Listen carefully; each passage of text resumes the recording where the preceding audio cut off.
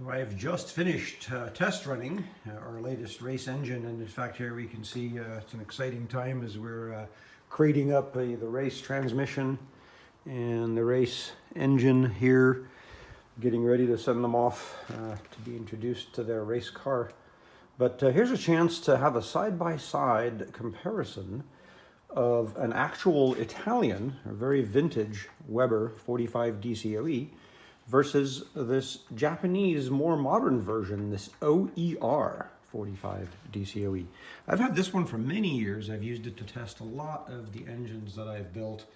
Here in recent years, we're running the 45 DCOE on the race engines, and so we've acquired a few of them. I showed this split set here using one Venturi to give a straight intake track. I'm actually boxing that one up here to send back to the gentleman that owns the very modified GT5.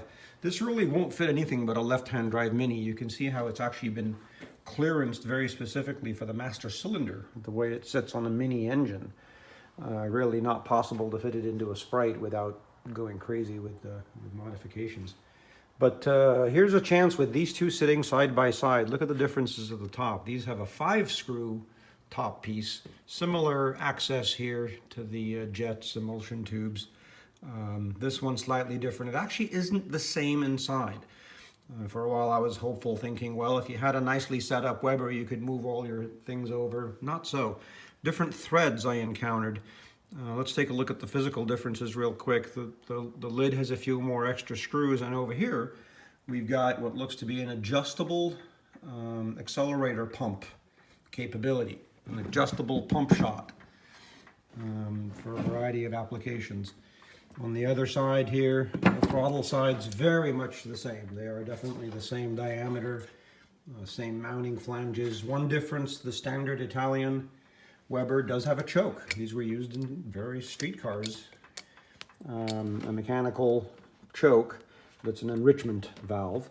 This one here, no. This is more of a, they call it a race carburetor. And with the more elaborate lid, very nice casting. I sort of look at this as, you know, a modern Toyota quality part versus these. This is a very nice Italian one. Some of the ones, now here's one here, is another vintage one that was sacrificed to make the double set. You can see some of the castings were pretty rough looking pot metal in some cases. The Spanish ones that have been, you know, the last 25, 30 years, probably made in Spain. Same kind of thing. Sometimes you find one that's kind of ugly and hacked looking. Other times the casting's very pretty. These here, this is a very nice vintage one. This one here, just very nice quality all around. When you look at the front, we showed the differences on the back here. It's interesting in that this one does have bigger inlet Venturis. It's a little dark there, but you can see these are the standard longer ones we use for racing. This is a more street-oriented package.